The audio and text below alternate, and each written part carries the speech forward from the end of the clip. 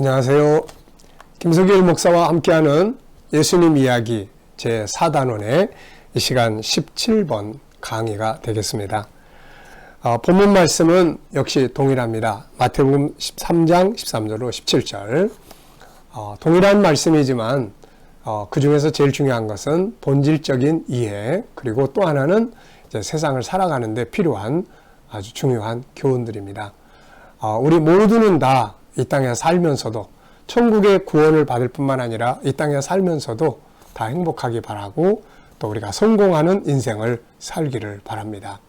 예수님은 우리에게 구원의 메시아로서, 구원자로서의 중요한 역할을 하실 뿐만 아니라 이 세상을 살아가는데 우리를 이끌어주는 리더자, 리더십의 모습을 잘 보여주고 있죠. 그래서 우리가 예수님을 구세주로 믿을 뿐만 아니라 세상을 행복하게 살고 싶고 성공하게 살고 싶은 사람들은 누구나 다 세상에서 성공의 비결을 배우려고 하지 말고 예수 그리스도의 삶의 발자취나 그분의 가르침에서 성공의 비결을 배우시면 됩니다. 자, 그래서 이 시간에는 같은 본문을 가지고 세례 요한을 성공하도록 돕는 예수님이라는 주제로 말씀을 나눠보려고 합니다. 자, 그러면은 본문 말씀 함께 읽도록 하겠습니다. 마태복음 3장 13절로 17절입니다. 이때 예수께서 갈릴리로부터 요단강에 이르러 요한에게 세례를 받으러 하시니 요한이 말려 이르되 내가 당신에게 세례를 받아야 할 터인데 당신이 내게로 오시나이까. 예수께서 대답하여 이르시되 이제 허락하라. 우리가 이와 같이 하여 모든 의를 이루는 것이 합당하니라 하시니 이에 요한이 허락하느니라. 예수께서 세례를 받으시고 곧 물에서 올라오실새 하늘이 열리고 하나님의 성령이 비둘기같이 내려 자기 위에 임하심을 보시더니 하늘로부터 소리가 있어 말씀하시되 이는 내 사랑하는 아들이요 내 기뻐하는 자라 하시니라. 아멘. 네. 자, 많은 사람들이 성공을 바라지만 성공의 길로 안 가는 경우가 참 많아요. 성공을 기도하고 성공을 꿈꾸고 성공을 위해서 많은 걸 배우고 해요. 근데 정말 중요한 성공의 길로 안 가는 경우가 참 많습니다. 예수님을 보면서 어떻게 하면 진짜 성공을 하게 되는지를 잘 배워보시기 바랍니다. 우리가 성공을 하고 싶다면 성공의 모델이 되시는 예수님을 배워야 합니다. 그분의 가르침, 그분의 발자취. 전에도 언젠가 말씀드렸습니다마는 세계에서 제일 투자 잘하는 사람이 워렌 버핏이라는 사람입니다. 이 사람은 성공의 투자의 귀재라고 이야기를 하죠.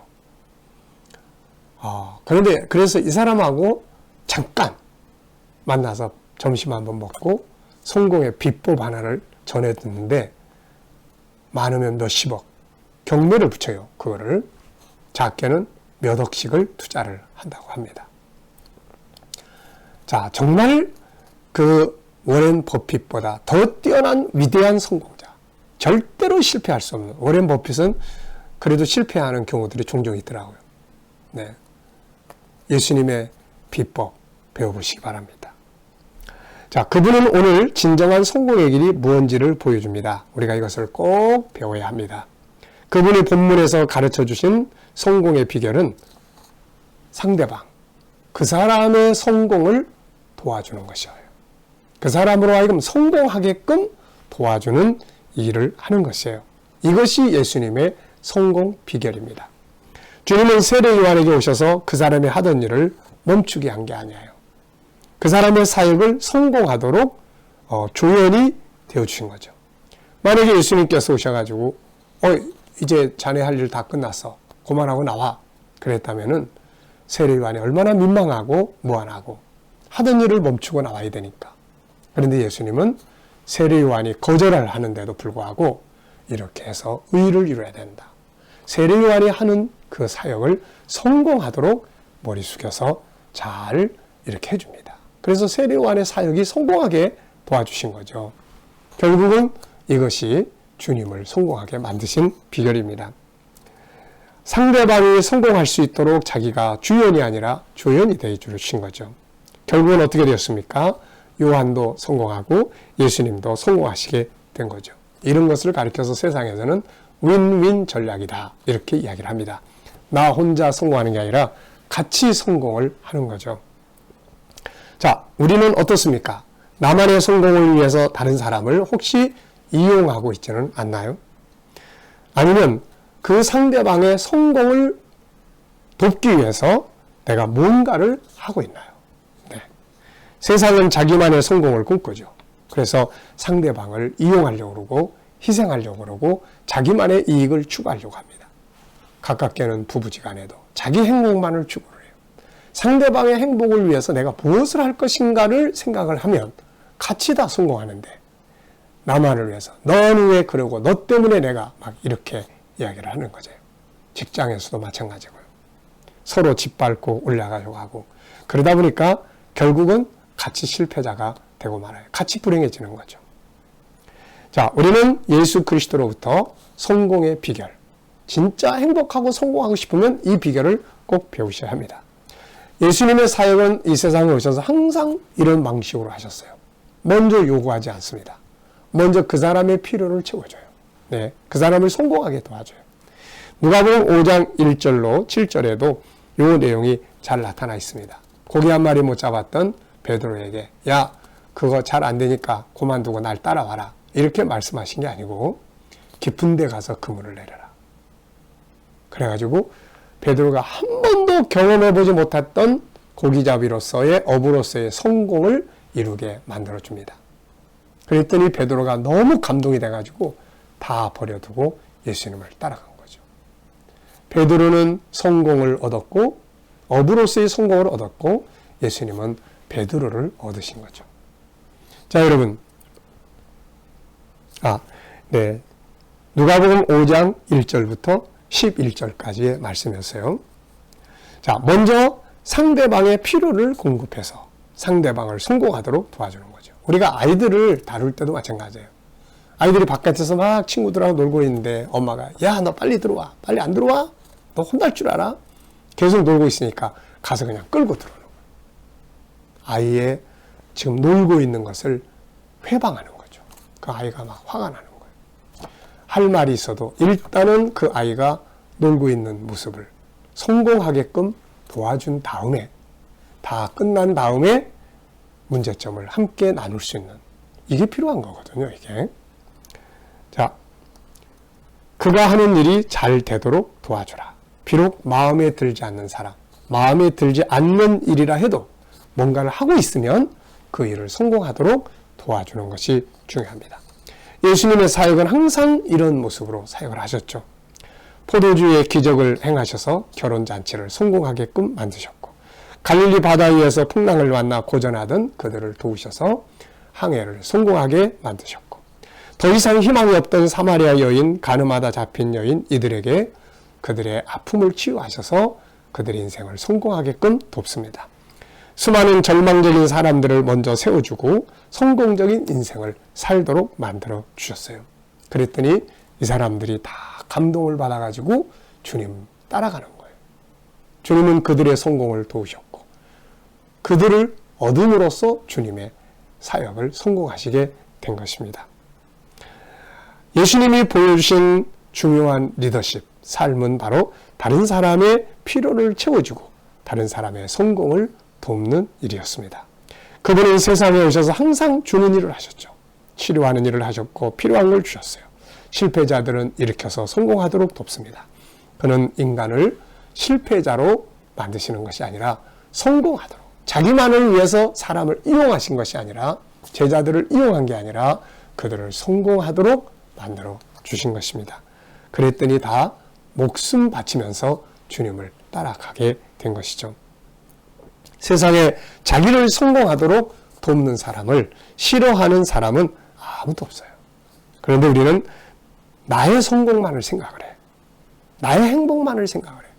그래서 다른 사람을 이용하고 희생시키려고 하고 짓밟으려고 하고 그래서 실패하는 거예요.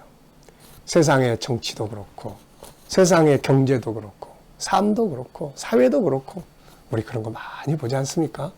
자기의 성공을 위해서 남을 희생시키고 이런 사람들이 끝에 가서 어떤 결과를 가져오나요? 진정한 성공은 바로 다른 사람의 성공을 도와주는 일입니다. 그렇게 해서 그러다 보면은 그 사람이 또 나의 성공을 도우려고 하는 것이죠. 자, 이 부분에 대해서는 예수님의 정신을 바탕으로 쓴 책이 하나 있는데 로버트 콩클린이라는 사람이 썼습니다. 제목이 뭐냐면은 사람을 매료시키는 인간형 리더십이라는 책을 썼는데 이 사람은 예수 그리스도에게서 그 리더십을 배운 것이다. 이렇게 이야기를 해요. 그러면서 써놓은 이야기가 뭐냐면 지금 이 이야기를 하고 있는 거예요. 다른 사람의 성공을. 그래서 이 사람에게 교육을 받았던 세미나에 참석했던 사람이 그걸 실천을 했습니다. 그 사람 이야기를 써놓은 이야기를 간단히 적어주면 어떤 중역이 자기의 상사의 지위를 노리고 있다고 말해준 일이 있다. 그는 이렇게 말했다. 하지만 자네가 생각하고 있는 것과 같은 방법으로 상사의 지위를 빼앗으려고 생각하고 있는 것이 아니네. 그렇게 이야기했어요. 나는 상사를 도와서 그 사람이 성공하도록 하는 일이 돼. 그렇게 하면 회사에서는 그 사람 승진시킬 것이고 빈자리를 내가 차지한다는 뜻이지. 그리고 그는 놀랍게도 그 일을 해냈습니다. 5년 전의 이야기지만 그는 2번이나 승진했다는 이야기를 써놓고 있어요. 자, 여러분, 어떻게 보면은 이것이 세상 사는 이치가 아니겠나 싶어요. 나라의 성공을 돕는 사람을 마음에 빚이 있잖아요. 그래서 그 사람을 내가 성공하도록 도우려고 애써주는 거죠. 네. 자, 여러분, 우리는 어떻습니까? 자기의 성공을 위해서 다른 사람을 이용하려고만 하나요? 아니면 다른 사람의 성공을 돕기 위해서 내가 뭔가를 하고 있나요? 자, 달라고만 하는 사람이 좋습니까? 주는 사람이 좋은가요? 이용만 하는 사람이 좋습니까? 나의 성공을 위해서 뭔가 희생하고 도와주려고 애쓰는 사람이 좋습니까? 또 그런 사람을 만나면 어떻습니까? 그렇게 하고 끝나버리나요? 마음의 빚을 갖고 사는 거죠. 언젠가는 도우려고 하는 것입니다. 우리는 어렸을 때도 행복하게 살고 싶고 성공하고 살고 싶다고 하면서 항상 자기만의 행복을 생각해요. 부부지간에, 부모 자식 간에, 또 이웃 간에, 동료 간에, 세상의 사회에서. 이제는 조금 바꿀 필요가 있습니다. 진정으로 성공하고 싶다면 오늘 예수님께서 세례 요한을 성공하도록 도우셨던, 그리고 실패했던 베드로를 성공하게 만들어 주셨던 그 예수님의 발자취 잘 기억하셔서 이걸 배우고 따라가시면 우리도 다 성공하는 사람이 될 수가 있습니다. 예수님 이런 말씀하셨어요. 마태복음 7장 12절. 무엇이든지 남에게 대접을 받고자 하는 대로 너희도 남을 대접하라. 이것이 율법이요 선지자 아니라. 좀 바꿔 말하면 성공하고 싶나? 그렇다면 먼저 다른 사람의 성공을 도우라. 그런 의미도 담겨 있지 않을까요? 자, 여러분, 오늘 예수님이 우리에게 보여주셨던 중요한 성공의 발자취, 우리도 한번 오늘부터라도 한번 실천을 해보시면서 같이 성공하는 인생을 만들어 보시기 바랍니다. 이 시간 말씀 여기서 마치겠습니다. 감사합니다.